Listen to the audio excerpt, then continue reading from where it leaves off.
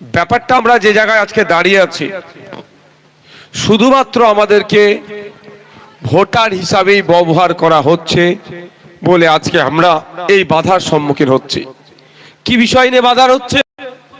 আপনি স্কুলে যাবেন, আপনার বাচ্চারা যাচ্ছে, সেখানে কিছু মিড ডে মিল পাচ্ছে, খাচ্ছে, বাড়িতে চলে আসছে। যদিও 84তে আজকে খবর পেলাম ব্যাপক দুর্নীতি একটা হাই স্কুলে, বিগত 3 মাস নাকি কোনো মিড ডে মিল ঠিকঠাক পাচ্ছেই না। তার আগে যে মিড ডে মিল দেওয়া হয় সে খাবারের কোয়ালিটিও একদম যা ইচ্ছা তাই। তো এই যে চলছে, এই যে সমস্যা থেকে পরিত্রাণ পাওয়ার দায়িত্ব আপনার উপরই বর্তায়। আপনি ভাবছেন সরকার একটা আসবে,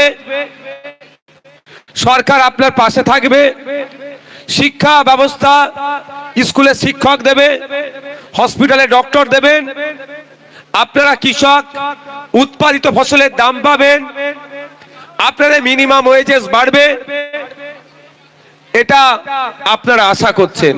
কিন্তু সরকারে আপনারা কাকে এনেছেন? যিনি কয়লা চোর, বালি চোর, চাল চোর, পাথর চোর, ইভেন মৃত মানুষের চোখ চোর ওরা হয়ে পরিণত হয়েছে। ভাই এখানে চট দিয়ে আছে, বসে পড়ুন। তাদেরকে নিয়ে এসেছেন, তাদের থেকে ভালো আশা করাটা আপনাদের বৃথা হবে। আজকে আমরা ভয়ঙ্কর এক পরিস্থিতির সম্মুখীন হতে চলেছি। এক একটা সময় এক একটা করে কথা ইলেকশন কমিশন অফ ইন্ডিয়া বলছে। প্রথম যখন গণনা ফর্ম দেওয়া হলো তখন যে কথাগুলো বলেছিলেন আজকের ডেটে সেই কথার সাথে তারা মিল রাখতে পারছে না। তারা বলেছিলেন 2002 এর ভোটার লিস্টে নিজের নাম বা পিতা মাতা, দাদু দাদি, এই 4 জনের কারণ আপনি আসলে তার আর কোনো সমস্যা নাই, ম্যাপিং হয়ে গেল। তারপরে আমরা কি দেখছি, আবার ডাকা হচ্ছে ডকুমেন্টস দিতে হবে। ডকুমেন্টস দেওয়া হলো, ডকুমেন্টস আপলোড করলো বিএলওরা, তারপরে আবার শুনানির জন্য হিয়ারিং নোটিশ আসছে। দেখুন, আমরা হিয়ারিং নোটিশ আসছে, হিয়ারিং কে ভয় পাই না, কিন্তু প্রশ্ন এখানে যে একটা মানুষকে কতবার বিভ্রান্ত করা হবে, কতবার লাইনে দাঁড় করানো হবে। আধার কার্ডের সাথে প্যান কার্ড, প্যান কার্ডের সাথে ভোটার কার্ড, ভোটার কার্ডের সাথে আধার কার্ড, ডিজিটাল রেশন কার্ডের জন্য লাইনে দাঁড়াও, নোটবন্দির জন্য লাইনে দাঁড়াও, বারবার লাইনে দাঁড় করানো হচ্ছে। এইভাবে মানুষকে পেরেশানির মধ্যে হয়রানি করা হচ্ছে। আমরা কি দেখলাম, এসআইআর এর ক্ষেত্রে 2002 এর ভোটার লিস্ট তথা এসআইআর লিস্টের নাম আছে এমন ব্যক্তিকেও শুনানির জন্য ডাকা হলো। আমরা কি দেখছি, 2002 এর ভোটার লিস্টে বাবা মা দাদু দাদি এর মধ্যে কারো নাম আছে, তাকেও গণনা লিস্টে নাম ডাকা হচ্ছে। এ থেকে বোঝা যাচ্ছে কমিশন কোনো একটা জায়গায় মানুষের সাথে ছলচাতুরিতা করছে, কোনো একটা জায়গায় মানুষকে বিভ্রান্তের মধ্যে ফেলছে, কোনো একটা জায়গায় মানুষকে হয়রানি করার চেষ্টা করছে। আর কাদেরকে নাম বেশি ডাকা হচ্ছে? সব থেকে বেশি এখন পর্যন্ত হিয়ারিং এর নোটিশ ইস্যু করা হচ্ছে মুসলমান সমাজকে, তারপরে দলিত আদিবাসী সমাজকে করছে। সেই ঘুরে ফিরিয়ে দলিত আদিবাসী মুসলমানের উপরে এই অত্যাচারগুলো কিরা সংঘটিত করছে। আমরা দ্বার্থহীন ভাষায় বলতে চাই, নির্বাচন কমিশনের কাছে যাদের ম্যাপিং হয়ে গিয়েছে তাদের কোন লজিকে ডাকা হচ্ছে সেটা আপনাদেরকে বলতে হবে। আমরা মনে করি অনৈতিক, অন্যায়ভাবে তাদেরকে ডাকা হচ্ছে, তাদেরকে ডিস্টার্ব তৈরি করা হচ্ছে। অবিলম্বে নির্দেশনা প্রত্যাহার করতে হবে। শুধু তাই নয়, আপনারা শুনলে অবাক হবেন, পিতা পুত্রের 50 বছরের ডিফারেন্স কেন? সেই জন্য ডাকা হচ্ছে। পিতা পুত্রের 15 বছরের ডিফারেন্স কেন? সেই জন্য ডাকা হচ্ছে। 4টে সন্তান কেন? 6টা সন্তান কেন? সেই জন্য ডাকা হচ্ছে। নামে রেকার ওকার ভুল থাকার জন্য নাকি ডাকা হচ্ছে। আমরা 2002 এর ভোটার লিস্টটা আমাদের হাতে যেটা এসে পৌঁছাছিল সেটা বেঙ্গলিতে ছিল, বাংলায় ছিল। এআই এর মাধ্যমে এখন ইংলিশ করে এআই এর মাধ্যমে নাকি নোটিশ পাঠাচ্ছে। তাহলে বলুন, বাংলা বানানটা আর ইংলিশ বানানটা নিশ্চিতভাবে আলাদা হতে পারে অনেক ক্ষেত্রে। 2002 এর ভোটার লিস্টে আমরা দেখেছিলাম প্রচুর নামের বানান ভুল ছিল, অনেকের নামের বানান ভুল, সেটা কমিশন তৈরি ভুল করেছিল বলে আমাদেরকে আজকে খেসারত দিতে হচ্ছে। আপনারা জানেন, বিশেষ করে আমার হিন্দু সমাজের মায়েরা বোনেরা বিবাহের পরে তার পার্মানেন্ট সারনেম একটা, তার বাবার বাড়ি যখন ছিল তার এই লাগেসির একটা সারনেম উপাধি, তারপরে তার স্বামীর উপাধি অনেকে গ্রহণ করে, সেক্ষেত্রেও দেখছি অনেকের এই জন্য তাদেরকে ডাকা হচ্ছে। কেন ডাকা হবে? আমার একটা মা বিবাহের আগে যদি যে টাইটেল ছিল বিবাহের পরে তার স্বামীর টাইটেলটা যুক্ত করেছে বলে তাকে ডাকা হচ্ছে, মানে তাকেও বিভ্রান্ত করা হচ্ছে, তাকেও হয়রানি করা হচ্ছে। তাই আপনাদের বলে রাখি, আমাদেরকে চুপ থাকলে হবে না, এটা থেকে পরিত্রাণ পেতে গেলে সরকারের একটা গুরুত্বপূর্ণ ভূমিকা থাকা দরকার। এখনো পর্যন্ত পশ্চিম বাংলা সরকারের সেই ভূমিকাটা আমি দেখতে পাচ্ছি না। কি কি ভূমিকা আছে তার মধ্যে একটা, এই মুহূর্তে যেভাবে রাজ্যের মানুষকে ডি ভোটার বানানোর চক্রান্ত চলছে, তৃণমূলের একার দ্বারাই এটাকে আটকাবার ক্ষমতা নাই। কারণ তৃণমূলের নেতারা যে লেভেলের দুর্নীতি করেছে, চুরি করেছে, তারা জোর গলায় কথা বলার তাদের সাহস নাই। তাই মমতা ব্যানার্জির উচিত এই মুহূর্তে, আমি মমতা ব্যানার্জিকে জ্ঞান দিচ্ছি না, আমি তাকে সাজেস্ট করছি, এই মুহূর্তে দরকার সর্বদলের একটা ডাক অল পার্টি একটা মিটিং করা দরকার। পশ্চিম বাংলায় যে সমস্ত রাজনৈতিক দলগুলো আছে তাদেরকে কল দিয়া অ্যাজ চিফ মিনিস্টার রাজ্যের এই রাজনৈতিক দলগুলোকে এই সমস্যা হচ্ছে, এর থেকে উতরাবো আমরা, ঐক্যবদ্ধ থাকবো। বাঙালিদেরকে দিল্লি রিসিয়ায় পেরেশান করছে, পেরেশান হয়রানি হতে দেব না, আমরা ঐক্যবদ্ধ থাকবো। যাকে যার ইচ্ছা ভোট দেবে, কিন্তু দিনের শেষে আমরা বাঙালি, আমরা পশ্চিম বাংলার নাগরিক, আমাদের নাগরিক অধিকার নয়, ভোটাধিকারের অধিকার যাতে সুরক্ষিত থাকে, কোনোভাবেই না করতে পারে, তার জন্য মমতা ব্যানার্জির একটা অল পার্টি মিটিং ডাকার দরকার ছিল। এখনো পর্যন্ত মমতা ব্যানার্জি ও ব্যবস্থাটা গ্রহণ করেনি, এটা মাথায় রাখবেন। সাপ হয়ে কামড়াচ্ছে, ওজা হয়ে ঝাড়ছে না তো। কারণ যে এসআইআর পদ্ধতিটা এত দ্রুততার সাথে করার জন্যই মমতা ব্যানার্জি নিজে থেকে 90,000 প্রায় অফিসার, 90,000 অফিসার দিয়ে সহযোগিতা করেছে। শুধু তাই নয়, প্রায় 300 কোটি টাকা রাজ্যের কোষাগার থেকে দেয়া হচ্ছে এসআইআর করার জন্য। তাও হতে পারি যে আপনাকে এই কাজগুলো করতে হবে, তাহলে জানবেন এই এসআইআর এই ওয়াকাফের মতোই বিজেপির হাতে তুলে দেবে। তাই আপনাকে আমাকে তৈরি থাকতে হবে। আমি খবর পেলাম 21শে জানুয়ারি, আমি খবর পেলাম 21শে জানুয়ারি নাকি হিয়ারিং এর প্রচুর ডাক পড়েছে। আপনাদের জানিয়ে রাখি, আপনারা যারা 21শে জানুয়ারি কলকাতায় শহীদ মিনারে যেতে চান তাদের বলবো নিশ্চিন্তে আপনারা চলুন। তার আগে আমাদের যারা নেতৃত্বরা আছে, আমাদের নেতৃত্বদের সাথে কথা বলুন, অ্যাপ্লিকেশন লিখে সব ভিডিওতে জমা দিন ঘরে, যে আমাদের ডেট চেঞ্জ করা হোক, অপশন ডেট চেঞ্জ করা হোক। হবে তো নাকি ভাই? কারা কারা যেতে রাজি 21শে জানুয়ারি? মায়েদেরকেও কিন্তু এবার যেতে হবে, শুধু বাপেরা নয়, মায়েদেরকেও যেতে হবে। তাহলে আপনারা কি করবেন? আমাদের যারা নেতৃত্বরা আছে আইএসএফ এর, তাদের সাথে কথা বলুন, তাদের সাথে কথা বলে অ্যাপ্লিকেশন লিখুন, কাল থেকে জমা দিয়ে দিন যে আমাদের ডেট চেঞ্জ করা হোক। যাকে ডেকেছে সে ওই চিঠির এগেনস্টে একটা চিঠি করবে, বায়ান কি হবে সব আমাদের নেতৃত্বরা জানে, যারা আছে লিখে দেবে, আপনারা যে জমা করে বিডিও অফিসে রিসিপ্ট নিয়ে চলে আসবেন, অন্য সময় আপনাদের ডেট দেবে। তবে একটা কথা বলে রাখি, হিয়ারিং এ যারা যাবেন, হিয়ারিং এ যাওয়ার পরে হিয়ারিং হবে, হয় ফিরে চলে আসবেন না, আপনাকে হিয়ারিং এর জন্য যে কাগজটা দিয়েছে ওখানে কিন্তু একটা স্ট্যাম্প মেরে সই করিয়ে নিয়ে আসবেন। কারণ আপনি হিয়ারিং এ অ্যাটেন্ড করলেন কি করলেন না, ওই স্ট্যাম্পের উপরে নির্ভর করছে। হয়তো আপনি হিয়ারিং এ অ্যাটেন্ড করলেন, সব কাগজপত্র দেখালেন, আমাদের রজউদ্দিন জজউদ্দিনকে ডাকবে, অজউদ্দিন যাবে, কাগজ দেখিয়ে চলে আসবে, পরে কি বলবে, যদি এর কাগজে না স্ট্যাম্প লাগানো থাকে বলবে ও আসেনি, তাহলে ও ফ্রড ভোটার, ফেক ভোটার, তাহলে ওর নামটা কেটে দেওয়া হোক। এই ভুলটা আপনারা করবেন না। হিয়ারিং যদিও এখন সুপ্রিম কোর্ট এখন স্টে দেয়নি, আমরা সুপ্রিম কোর্টে গিয়েছি, এটাই বিষয়টা নতুন করে ইনক্লুড করব বা নতুন মামলা করব, তার মধ্যে হয়তো অনেকের হিয়ারিং এ ডাক পড়তে পারে। অনুরোধ এটাই যে আপনারা যারা যাবেন, যখন হিয়ারিং এ যাবেন, কাগজপত্র যেমন বুঝাবেন, সাথে সাথে আপনিও স্ট্যাম্প সিলটা বুঝে নেবেন, না হলে আপনাদেরকে আবার এরা দ্বিচারিতা করতে পারে। নামের বানান ভুল, একার ওকার, তার জন্য ডাক পড়েছে। তাই আপনাদের বলবো, এটা শুধুমাত্র আপনাকে আমাকে হয়রানি করা ছাড়া আর কিছুই নয়। কারণ এটুকু বলে যাই, আপনাদের বড় ভাইজানের নাম কি গো? ঠিক জোরে হলো না, আওয়াজ ঠিক পাচ্ছি না। আব্বাস ভাইজান অনেক আগেই আমাকে বলে দিয়েছে, জানি না উনি যেগুলো বলে আমরা দেখি অনেকটাই বাস্তবে মিলে।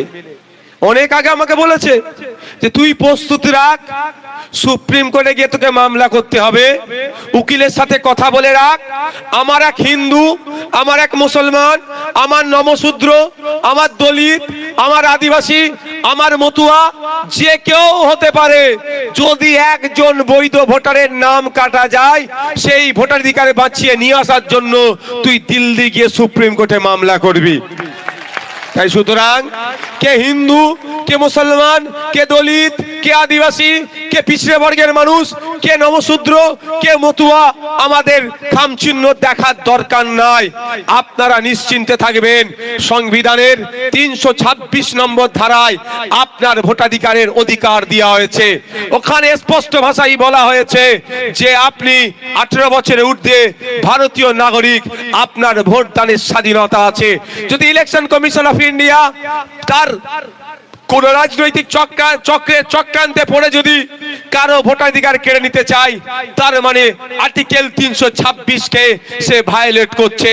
তাই আর্টিকেল 326 এর অধিকারকে ফিরিয়ে নিয়ে আসার জন্য আপনার পাশে কেউ থাকুক আর নাই থাকুক, আপনার পাশে আইএসএফ থাকবে, খামচিহ্ন থাকবে, শামসুর আলী মল্লিক সাহেবরা থাকবেন, বিশ্বজিৎ মাইতিরা থাকবেন, তাপস ব্যানার্জিরা থাকবে, আমরা আপনার পাশে থাকবো।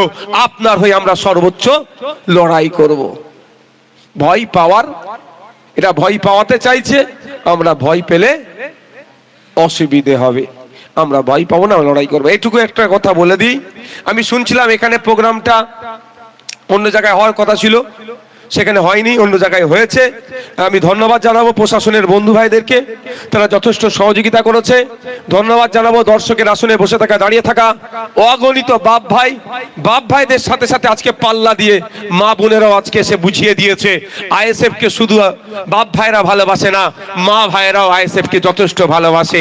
আর মায়েরা আজকে এখানে এসে বুঝিয়ে দিয়েছে, মমতা ব্যানার্জিকে বার্তা দিয়ে দিয়েছে, শুধু লক্ষ্মীর ভান্ডার দিয়ে মায়েদের তুমি মাথা কিনতে পারবে না। স্কুলে শিক্ষক চাই, হসপিটালে ডক্টর চাই, তাহলেই মায়েদের ভোটটা হয়তো কিছুটা তুমি পেতে পারো। তবে মায়েদের বলবো, আমি 1000-1200 টাকার বিরুদ্ধে নয়, যেটা দিচ্ছে সেটা ছাড়বেন না, কিন্তু যদি মায়েরা রাজ্য পরিচালনার দায়িত্ব আগামী দিনে আমাদের হাতে তুলে দেন, 1000-1200-এর পরিবর্তে মায়েদের গেলে মাস গেলে 5000-এর ব্যবস্থা আইএসএফ করে দেবে। তার পরিবর্তে কিছু কাজ বুঝে নেবে। শুধু তাই নয়, মায়েদের বলে যাই, 1000-1200-এর পরিবর্তে যেমন 5000-এর ব্যবস্থা বলছি, সাথে সাথে হসপিটালে গেলে বিনা এতে পয়সা খরচে ট্রিটমেন্ট পাবেন। আপনার ছেলেরা যে স্কুলে পড়ে সেই স্কুলে পর্যাপ্ত পরিমাণে শিক্ষক থাকবে। আপনার স্বামীরা যে কাজ করে তাদের কাজের মূল্যায়ন হবে, তাদের কাজের মজুরি ঠিক হবে, এবং আপনার স্বাধীনতা থাকবে, আপনার নিরাপত্তা দেওয়া হবে। এক কথায় বাংলা একটা সুষ্ঠু সমাজ ব্যবস্থা পাবে যদি আপনাদের ভোট আমাদের পক্ষে আসে, আমাদেরকে সরকার পরিচালনার দায়িত্ব যদি আপনারা দেন। যদি কেন বললাম, আপনারা ডিসাইড করবেন। তো এই এসআইআর হচ্ছে, ও আপনি যাকে জিতিয়েছেন তার জন্যই তো হচ্ছে। সে যদি 90,000 অফিসার না দিত, এখন হতো এসআইআর? বলেন আপনারা, হতো কি? এত শর্ট পিরিয়ডে হয় এটা, এত শর্ট পিরিয়ডে? তাই এটা নিয়ে শুনছিলাম, এখনো বাস্তব জানি না, তাও বলে রাখি, নাকি মাধ্যমিকের সার্টিফিকেট দিলেও হবে না, মানেটা কি ভাই? এই অ্যাডমিট দিলে হবে না, সার্টিফিকেট দিতে হবে। মানে ভারতবর্ষের ভোটাধিকার হতে গেলে মাধ্যমিক পাস হতে হবে। তাহলে এরকম আইন হচ্ছে নাকি নতুন? তার আগে তো পরিকাঠামো তৈরি করতে হবে ভাই। এই যে আমি এখানে এসে ভাষণটা দিচ্ছি, যদি এই স্টেজ পরিকাঠামো না থাকতো ভাষণ কি দিতে পারতাম? তো আপনি যদি বলেন যে অ্যাডমিট কার্ড হবে না, সার্টিফিকেট লাগবে, অর্থাৎ পাস করেছে মাধ্যমিক লাগবে, তার ব্যবস্থা আপনি আছেন? সারা ভারতবর্ষে, এই শুধু মোদিজির আমলে বলছি, সারা ভারতবর্ষে প্রায় 1 লক্ষ স্কুল বন্ধ হয়ে গেছে। ক্ষতি কার হয়েছে? দলিত, আদিবাসী, মুসলমানদের। তাহলে এত যদি স্কুল বন্ধ করতেন, ছেলেরা পড়বে কোথায়? এই নাটক চলছে, এই নাটককে আপনাকে আমাকে দায়িত্ব নিয়ে বন্ধ করতে হবে। তাহলে 2021-এর আমরা বিজেপি তৃণমূলের বাইনারিতে পড়ে গিয়েছিলাম। বিজেপি নাকি এসআইআর করে, এনআরসি সিএ করে তাড়িয়ে দেবে, ভোটটা লুট হয়েছে। আবার এসে দাঁড়াচ্ছে 2026, এসআইআর করে ভোটাধিকার কেড়ে নেবে। তুমি আমাকে ভোট দাও, আমি তোমাকে ভোটাধিকার ফিরিয়ে দেব। এর নাম করে নাটক চলবে। তাই এদের ফাঁদে পা দেবেন না। আমি আপনাদের বলতে চাই, কারো আশীর্বাদে, কারো অভিশাপে না আপনার ভোটাধিকার চলে যাবে, না ভোটাধিকার থেকে যাবে। আমি দ্ব্যর্থহীন ভাষাই বলছি, মোদিজি হোক আর মমতা ব্যানার্জি হোক, কোন ইল্লিগাল ভোটারকে তারা লিগাল করতে পারবে না।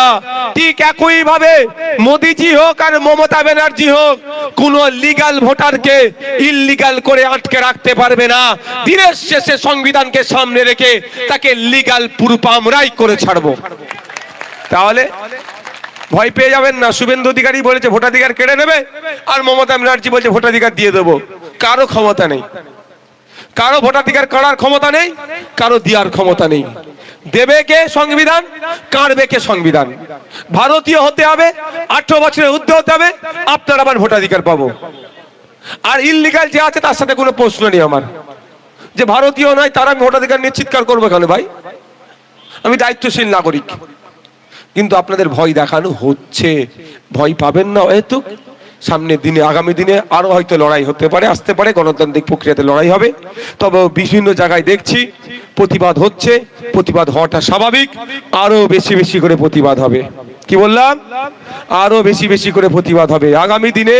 এই দেগঙ্গা এআরও যিনি আছেন, ইআরও বা এইআরও যিনি আছেন, সেই অফিস ঘেরাও হবে গণতান্ত্রিক প্রক্রিয়াতে, এটাও আমি বলে যাচ্ছি।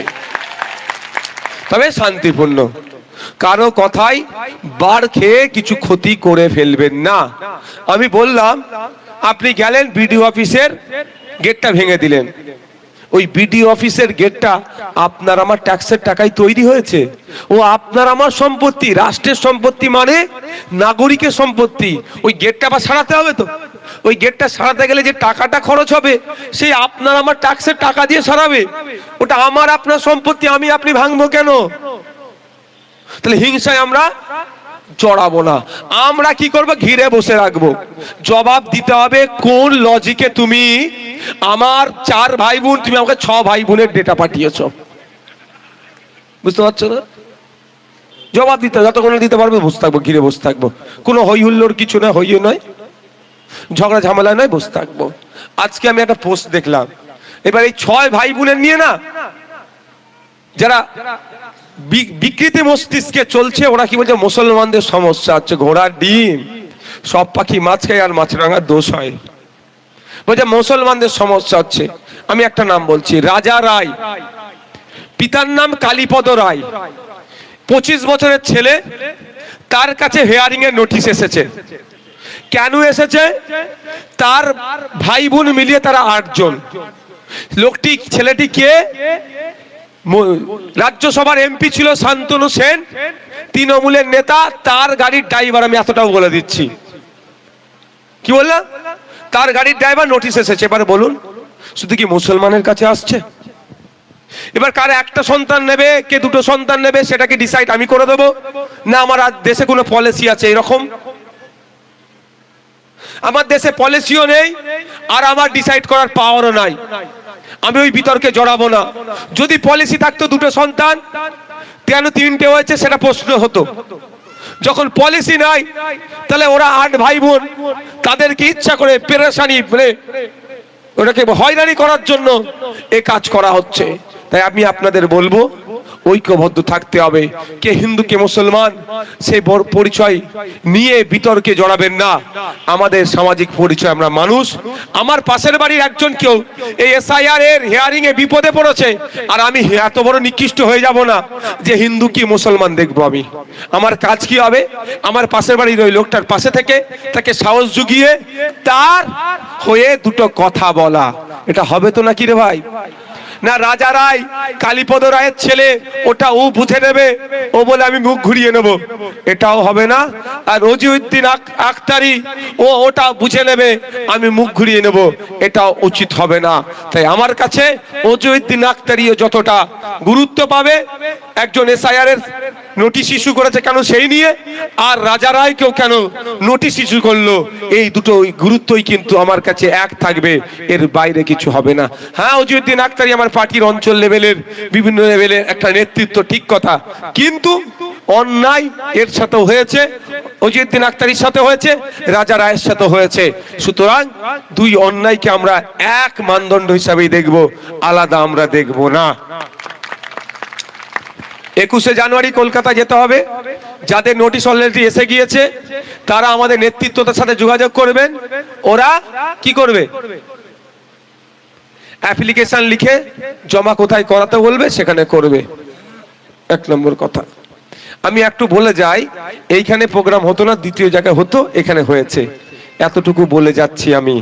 যে এখানে প্রোগ্রামের জায়গা চেঞ্জ করালো, তার বাপ দাদু কবর যেখানে শুয়ে আছে খোঁজ নিয়ে দেখুন, তার আত্মীয় যেখানে শুয়ে আছে কবরটা যে সুরক্ষিত আছে এই নওশাদ সিদ্দিকীর জন্য, মমতা ব্যানার্জির জন্য নয়।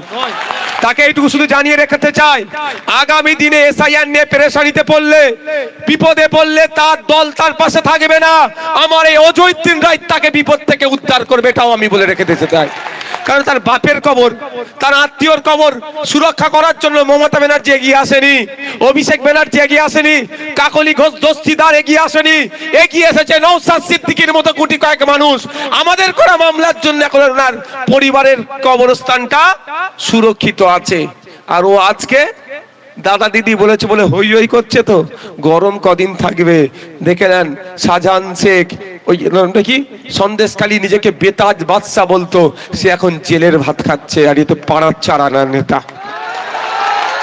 সময় আছে, শুধরে যান। আমি বলছি সময় আছে, শুধরে যান। শুধরে যান মানে বলছি না আইএসএফ এ চলে আসুন, আইএসএফ এর দরকার নেই। আপনি আপনার দলটা করুন, কারণ আজকে যে নিচে আছে কালের ক্রমে সে কালকে আগামীতে ওপরে উঠবে। আজকে যিনি ওপরে আছেন কালের ক্রমে সে আগামীতে নিচে নামবেন। নিচে নাম থাকার পরে মানুষ আপনাকে কিভাবে গ্রহণ করে, ওপরে থেকে যে আচরণ করবেন তার উপরই তো হবে ভাই। ওপরে থেকে যে আচরণটা তুমি করেছো, নিচে নামলে সেটা মূল্যায়ন হবে, আর নিচে নামতে হবেই কালের ক্রমে ভাই। সেই দিনটার কথা ভেবে করুন। আমি অনুরোধ করব আপনাদের, রাজনৈতিক হিংসায় জড়াবেন না। যার যে দল ভালো লাগবে সে দল করবেন, দিনের শেষে প্রতিবেশী এটা মাথায় রেখে দল করবেন।